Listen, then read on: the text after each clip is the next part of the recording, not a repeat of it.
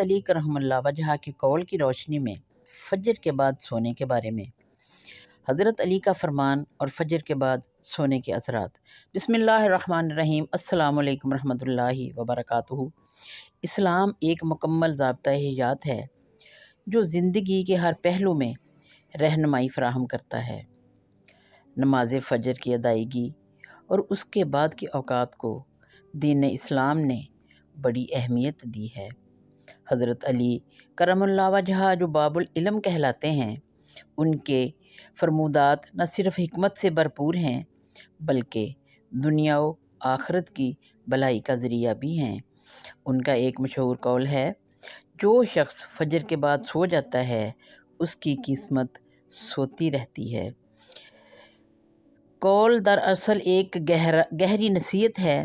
حضرت علی اس بات کی طرف اشارہ فرما رہے ہیں کہ فجر کے بعد جاگنا برکت، رزق، ذہنی اور جسمانی اور روحانی بلندی کا ذریعہ ہے۔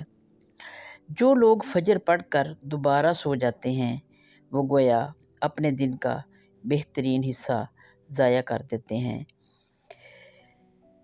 اور ان کی قسمت یعنی وہ مواقع، خیالات، فیصلے اور برکتیں بھی ان سے چھن جاتی ہیں۔ فجر کے بعد جاگنے کی دینی اہمیت۔ حدیث نبوی صلی اللہ علیہ وآلہ وسلم ہے، اللہم بارک لامتی فی بکورہا، اے اللہ میری امت کے ابتدائی وقت یعنی صبح کے وقت میں برکت دے۔ بے شک سبحان اللہ، فجر کا وقت قرآن کی تلاوت، اذکار اور دعا کے لیے بہترین وقت ہے۔ یہ وقت سکون اور روحانیت سے بھرا ہوتا ہے۔ فجر کے بعد جاگ کر انسان اپنی محنت کا آغاز کرتا ہے، جو رزق حلال کمانے کا بہترین طریقہ ہے۔ یہی وقت کامیاب افراد کی زندگی کا آغاز ہوتا ہے۔ ذہنی سستی، دوبارہ سونا دماغ کو کند اور سستی پیدا کرتا ہے۔ برکت کا خاتمہ۔ جیسا کہ حضرت علی نے فرمایا، انسان کی قسمت سو جاتی ہے، یعنی دن کی برکتیں ضائع ہو جاتی ہیں۔ دن بھر کی بے ترتیبی، فجر کے بعد نیند انسان کے نظام الاوقات کو خراب کر دیتی ہے، جس سے دن بھر کی کارکردگی متاثر ہوتی ہے۔ روحانی پہلو ہیں اس کے۔ فجر کے بعد جاگنا اللہ سے قرب کا ذریعہ بنتا ہے، دل زیادہ متوجہ ہوتا ہے، دعا کی قبولیت کا وقت ہوتا ہے، اور انسان کا دل اور دماغ زیادہ صاف ہوتے ہیں۔ ایسے لمحات میں کی گئی عبادت زیادہ مؤثر ہوتی ہے۔ علمی نصیحت۔ فجر کے بعد جاگنے کو معمول بنائیں۔ تلاوت قرآن پاک، ذکر اور دعا کو اس وقت کا حصہ بنائیں۔ اپنے دن کی منصوبہ بندی فجر کے بعد کریں۔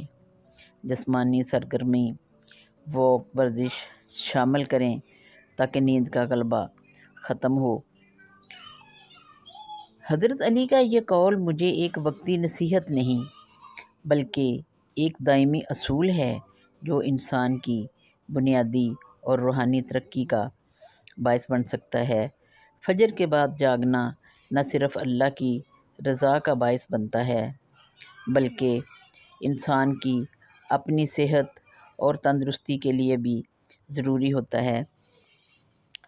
فجر کی نماز ایک ایسا وقت ہے جب زمین پر اللہ کی رحمتیں برس رہی ہوتی ہیں، جب فرشتے گواہی دے رہے ہوتے ہیں، لیکن افسوس ہم میں سے اکثر لوگ فجر کے بعد پھر سے سو جاتے ہیں۔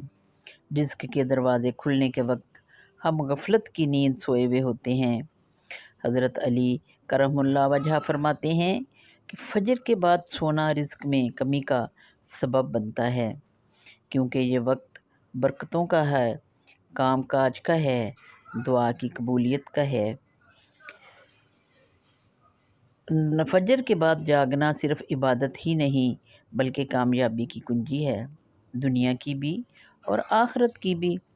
اٹھو، جاگو اور برکتوں کو اپنا مقدر بناؤ۔ فجر کے بعد نہ سوئیں بلکہ اپنے دن کا آغاز اللہ کے ذکر سے کریں۔ فی امان اللہ۔